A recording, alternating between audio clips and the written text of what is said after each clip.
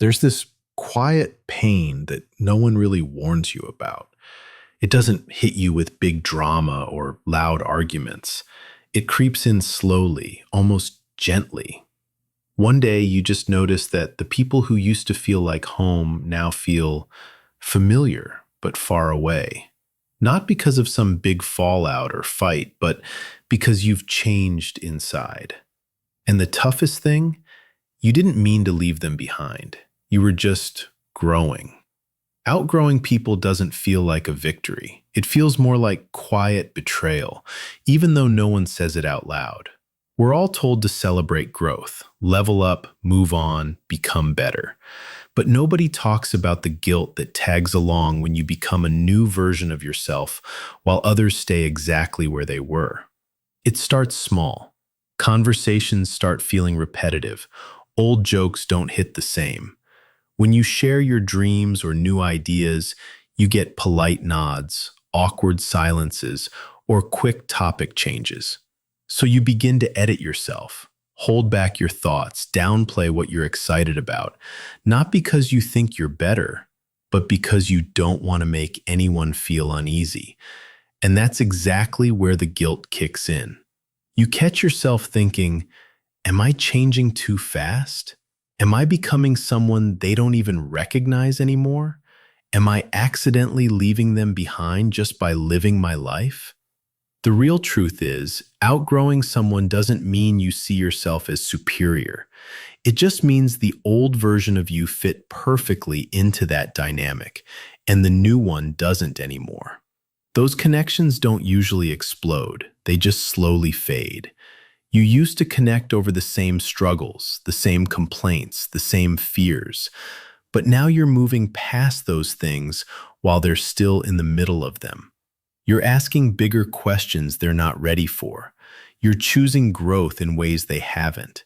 Suddenly, you're the one who feels out of place, even though you're the one who changed. You start feeling responsible for the distance, for the silences, for the whole shift. But growth doesn't wait for permission. It just happens. And the guilt sticks around because growing doesn't just bring clarity, it brings awareness. You start seeing patterns you used to ignore, behaviors you used to brush off, emotional loops you once joined in on. That awareness creates emotional distance, even if you're physically in the same room. You're there, but you're not really there the same way. And yeah, you miss them. You miss who they used to be to you, who you used to be with them, the version of you that didn't second-guess every word, that didn't feel bad for wanting more. Growth always costs something. Comfort, certainty, sometimes people. Society loves showing the shiny side of growth, the wins, the confidence, the glow-up. But it rarely shows the lonely nights when you wonder if you've changed so much that you don't fit anywhere anymore. You ask yourself, why do I feel lonely even though things are going better? Why do I feel guilty for wanting more? Why does success sometimes feel heavier than struggling? The answer isn't that you're ungrateful. It's that real growth often separates you before it brings in the right people who match the new you. You're in this weird in-between space, no longer the old you, but not yet surrounded by people who get the current version. You float, and floating feels lonely. Because you're empathetic and you care, and you remember where you started, you feel guilty for the gap, even though you didn't create it on purpose. But listen, outgrowing people isn't cruel. It's what happens when you choose self-respect, honesty over comfort, growth over staying the same just to keep things easy. Some relationships were built around a version of you that doesn't exist anymore. That hurts because you never wanted to hurt anyone. You didn't decide to walk away one day. You just stopped abandoning yourself, and that changed everything. The guilt feels heavy because we're wired for connection. Historically, being cut off from the group was literally dangerous. So even when your mind knows you're evolving, your body reads the distance as loss. That's why you second guess yourself, wonder if you should slow down or even shrink back to keep the peace. But peace that requires you to betray yourself isn't real peace. It's just delaying the inevitable. Eventually, you get drained by conversations that used to light you up. You feel misunderstood even when people are listening. You explain yourself too much or give up trying. The guilt turns into grief, not just for the people, but for the shared future that won't happen. The inside jokes that don't land. The plans that no longer line up.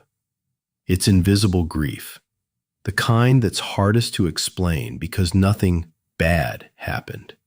No betrayal, no blow-up, just quiet evolution. And still, the guilt whispers. Shouldn't I stay loyal? Shouldn't I be grateful? Shouldn't I try harder? But staying the same to protect others eventually breeds resentment. And resentment quietly kills love. You show up less, care less deeply. Not because you stopped loving them, but because you're exhausted from pretending you haven't outgrown the space. Growth doesn't mean forgetting your roots. It means honoring them without letting them hold you back. Some people will feel left behind, not because you abandoned them, but because they chose comfort over change. That doesn't make them bad. It just means your paths diverged. The guilt isn't proof you're wrong. It's proof you're human, that you care a lot, that you didn't toss people aside lightly. But caring doesn't mean staying stuck forever. Sometimes people don't miss you. They miss the old version of you that didn't challenge their comfort zone, that stayed predictable. When that version is gone, it unsettles them. But their discomfort isn't your fault to fix. It's their invitation to grow too, or not. Your growth doesn't cancel out anyone else's worth. It just shows who's aligned with who you are becoming. Alignment matters more than shared history, because history alone can't carry a connection forever. Only shared direction can. You can love someone deeply and still let the relationship find its natural shape, maybe quieter, less frequent, but still real. Or maybe it fades, and that's painful, but not wrong. And sometimes people come back later when both sides have grown. If the guilt is sitting heavy on you right now, hear this. You didn't pull away to hurt anyone. You got honest with yourself. And that honesty deserves room to breathe. Growth will always shift who walks with you, but it also brings you closer to your real self. In the end, that's not something to feel guilty for. It's something to respect.